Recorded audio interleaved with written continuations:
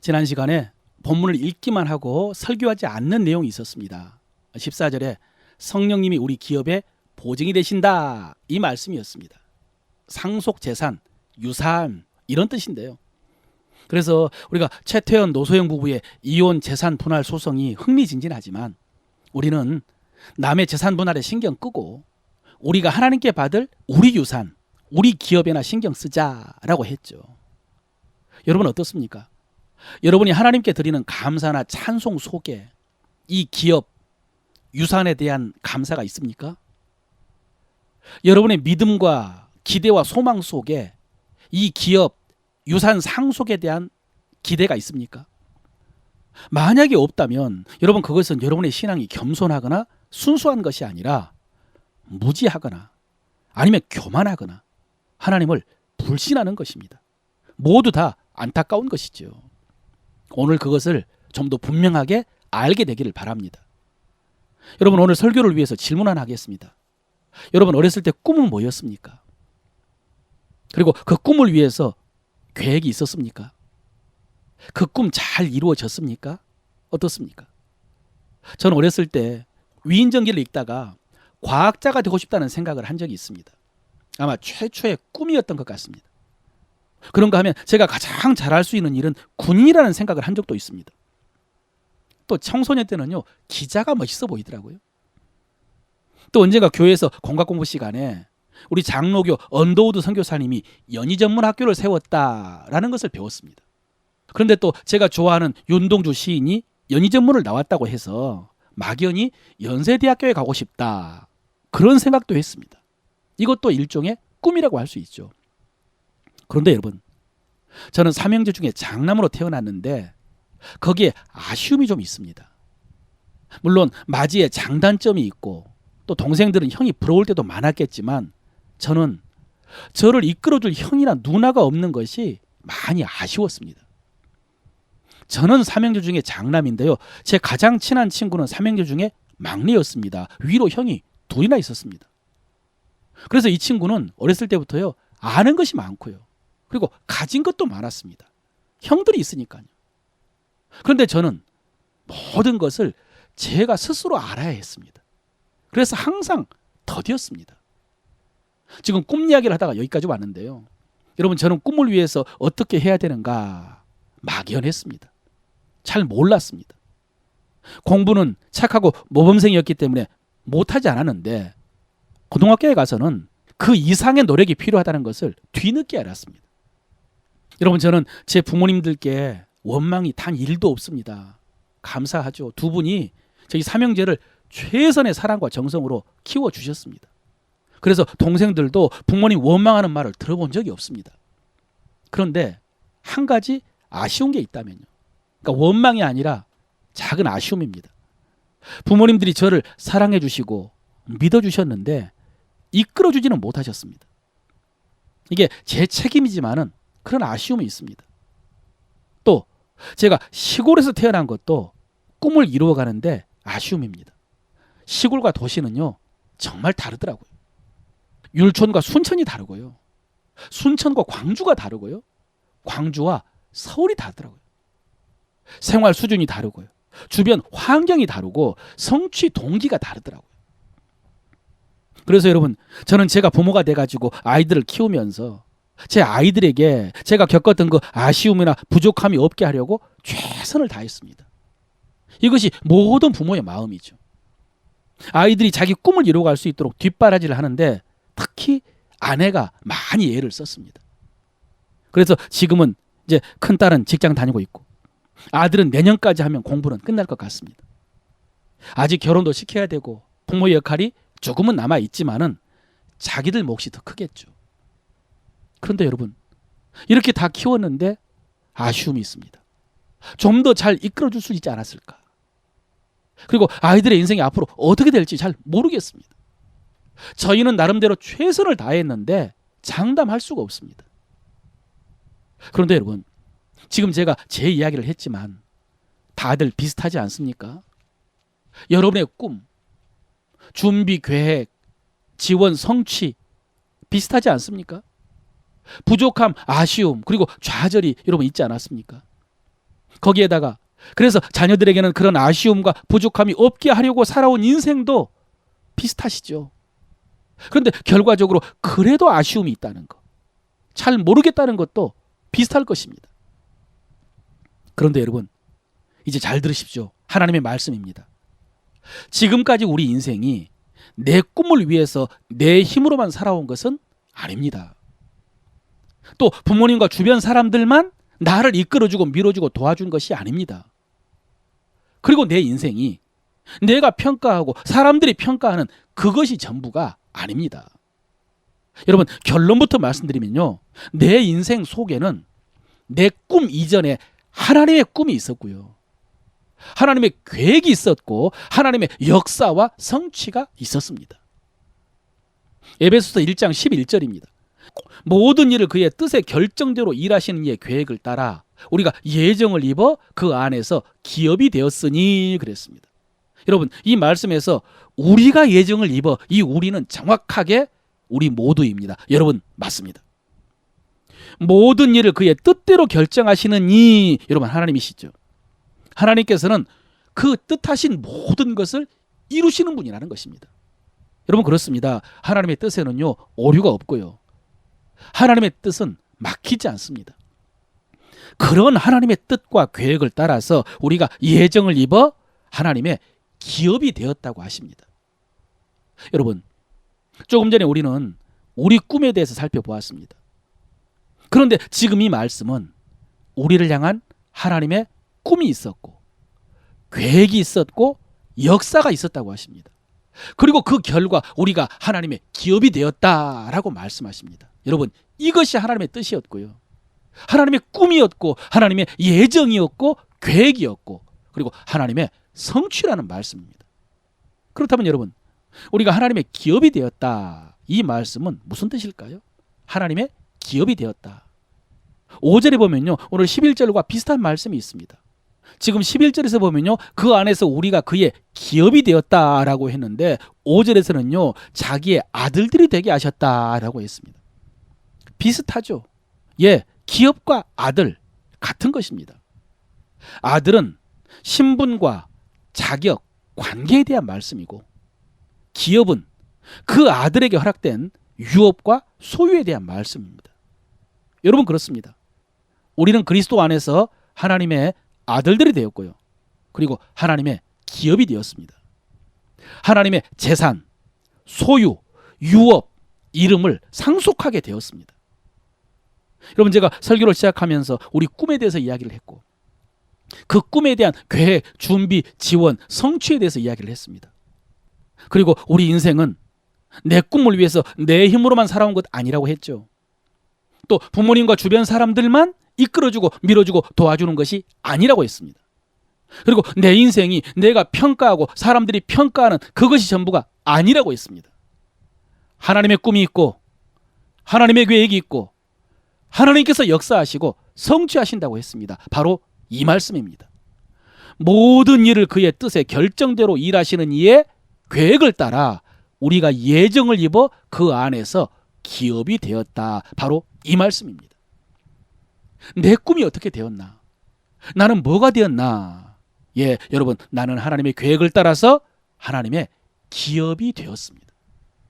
내가 원하지 않았는데, 나도 몰랐는데 하나님의 뜻을 따라, 하나님의 역사를 따라서 하나님의 기업이 되었습니다. 제가 좋아하는 시 가운데 구상 시인의 근황이라는 시가 있습니다. 근황은 요즘 상황, 요즘 형편, 그런 뜻이죠. 바닷가의 조개 껍질처럼 비린내나는 육신과는 헤어지고 세상 파도에서는 밀려나 이른의 나이를 살고 있다.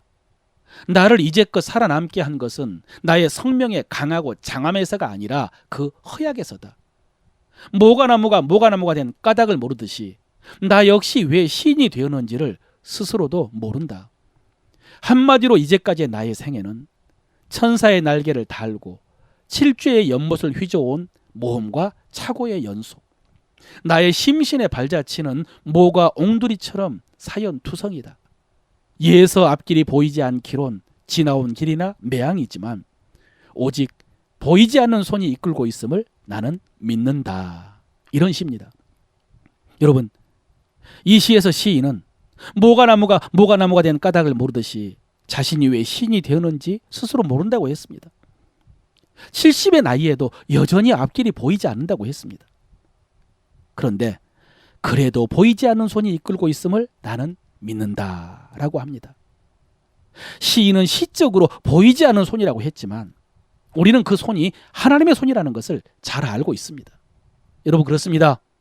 여기까지 하나님께서 인도해 오셨습니다. 여기까지 하나님께서 이루어 오셨습니다. 여러분 어떻습니까? 여러분 눈앞에 뭐가 보이십니까? 보십시오. 하나님께서 창세전에 예정하시고 계획하시고 일하시고 독생자 예수님이 오셔서 십자가에 달려 우리 죄를 속량하시고 성령께서 오셔서 하나님의 비밀을 알리시고 깨닫게 하시고 믿게 하시고 인치셨습니다. 그래서 우리가 지금 하나님의 자녀가 되었고 하나님의 기업이 되었습니다. 이것이 우리의 근황입니다. 그리고 좀 더 구체적으로는요, 저는 예한우리교회 목사가 되었고 여러분은 예한우리교회 창립교인이 되었습니다. 이것도 하나님의 뜻이었고 하나님의 계획이었고 하나님의 역사였습니다. 예한우리교회 안에서 하나님의 기업이 되는 것입니다. 예한우리교회를 통해서 하나님의 기업을 얻는 것입니다. 여러분, 저는 일주일 내내 오늘 설교를 준비하면서 안타까웠던 것이 우리가 하나님의 기업이 되었다, 이 말씀을 여러분이 좀 더 실감할 수 있도록 설명하지 못한 것입니다. 물론 여러분, 이것은 뒤에 나옵니다마는 기도해서 하나님께서 눈을 밝혀주셔야 가능한 일입니다.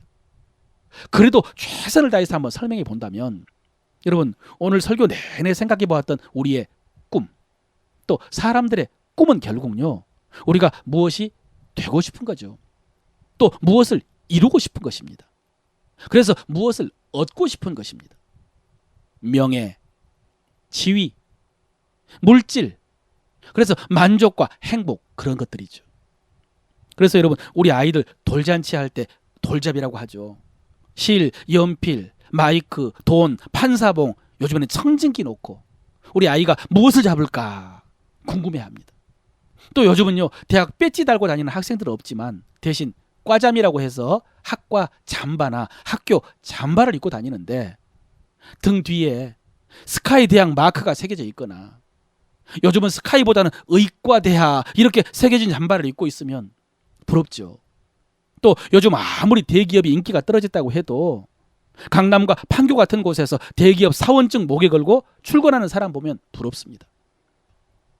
그런데 여러분, 우리가 하나님의 자녀가 되고 하나님의 기업이 된 것은 그것들과는 비교할 수 없는 영광인 줄로 믿으시기를 바랍니다. 그런 것들 다 필요 없다는 말씀이 아니라 지금 우리는요, 그보다 훨씬 더 크고 영원하고 중하고 썩지 않고 쇠하지 않는 영광을 얻은 줄로 믿으시길 바랍니다. 단순히 구원받고 천국 가는 것이 아니라 유업과 유산을 얻을 것입니다. 영국 전설에 보면은 어느 날 루이스라고 하는 영국 황제가 민정시설을 나갔는데 어느 물레방앗간에서요, 흥겨운 노래소리가 들리더랍니다. 가까이 가서 봤더니 한 노인네가 방아를 찧으면서 흥겹게 노래를 부르는데 이런 노래였습니다. 세상 사람 날 부러워 아니하여도 나도 역시 세상 사람 부럽지 않네. 하나님의 크신 은혜 생각할 때에 할렐루야 찬송이 저절로 나네. 이렇게 노래하면서 행복하게 일하고 있었습니다. 이 모습이 너무 좋아 보였던 황제는 노인에게 2절은 없냐고 물었습니다. 근데 없다고 했습니다. 그러자 황제가 2절을 이렇게 지어서 노래를 불렀답니다. 세상 사람 날 부러워 아니하여도 영국 황제 루이스가 날 부러워해. 영원토록 누릴 영화 생각할 때에 할렐루야 찬송이 저절로 나네. 사랑하는 성도 여러분, 동화 같은 이 이야기가 여러분의 이야기가 되시기를 바랍니다. 그리고 동요 같은 이 노래가 여러분의 노래가 되시기를 바랍니다. 마지막으로 방금 말씀에서 우리가 하나님의 기업이 되었다라고 했는데 14절에 보면요.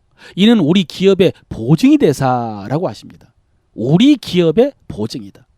11절에서는 하나님의 기업이라고 하시고 14절에서는 우리 기업이라고 합니다. 비슷한 것 같지만 살짝 다릅니다.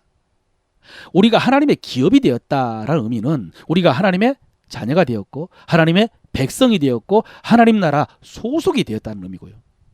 그리고 우리 기업이라는 말은 하나님의 기업 속에서 우리가 받을 몫이란 뜻입니다. 우리가 상속받을 몫입니다. 여러분, 부모님께 물려받은 유산이 있습니까? 있으면 좋겠지만 아마 대부분은 없을 것 같습니다. 그런데 여러분, 서글퍼하지 마십시오. 우리에게는요, 하나님이 주신 유산이 있습니다. 그런데 방금 말씀에서 성령님이 우리 유산의 보증이라고 했습니다. 그리고 아래 각주에 보면요, 이 보증이라는 말이 보증금이란 뜻입니다. 그렇다면 여러분, 성령님이 우리가 하나님께 받는 유산의 보증금이 되신다. 이게 무슨 뜻일까요? 우리가 계약을 하면서 보증금을 받을 때가 있습니다. 이 계약을 확실히 이행하겠다라고 하는 담보입니다. 아직 다 받은 것은 아닙니다. 그러나 보증금을 받았으면 때가 되면 나머지도 다 받게 될 것입니다. 여러분, 우리가 하나님의 자녀 되었고 하나님의 유업을 받았습니다. 상속자가 되었습니다. 그런데 우리는 아직 천국에 가지 않았습니다. 그리고 아직 주님이 이 땅에 오지 않았습니다. 우리의 유업은 우리가 천국에 가서 받을 것입니다. 그리고 주님이 이 땅에 재림하시고 새하늘과 새 땅에서 다스리실 때 그때 받을 것입니다. 그러나 확실합니다. 성령께서 보증해 주십니다. 보증금으로 확증해 주셨습니다. 설교를 마무리합니다. 사랑하는 성도 여러분, 오늘 꿈 이야기 참 많이 했는데요. 앞으로도 열심히 노력해서 여러분의 꿈을 이루시길 바랍니다. 그리고 자녀들에게 유산도 물려주십시오. 또 자녀들이 꿈을 이루는데 힘이 되어 주십시오. 그것이 부모의 보람이죠. 그런데 여러분, 우리에게는 그것과는 비교할 수 없는 하나님의 꿈이 있고요. 하나님의 유업이 있다는 사실을 꼭 기억하시길 바랍니다. 그것을 모르면 안 되죠. 그것을 잃어버리면 안 됩니다. 그리고 우리 자녀들도요, 내 힘만으로는 안 됩니다. 내 욕심으로는 더더욱 안 됩니다. 여러분, 나보다 하나님께서 우리 자녀들을 더 사랑하시고 우리 하나님이 더 지혜로우시고 우리 하나님이 더 능력이 있으십니다. 내 자녀를 향한 하나님의 꿈이 있고요. 하나님의 계획이 있고 하나님의 역사가 있습니다. 그러므로 하나님께 맡겨야 되고 하나님께 인도해야 됩니다. 그러면요, 하나님께서 인도하시고 하나님께서 이루셔서 하나님의 찬송이 되게 하실 줄로 믿습니다.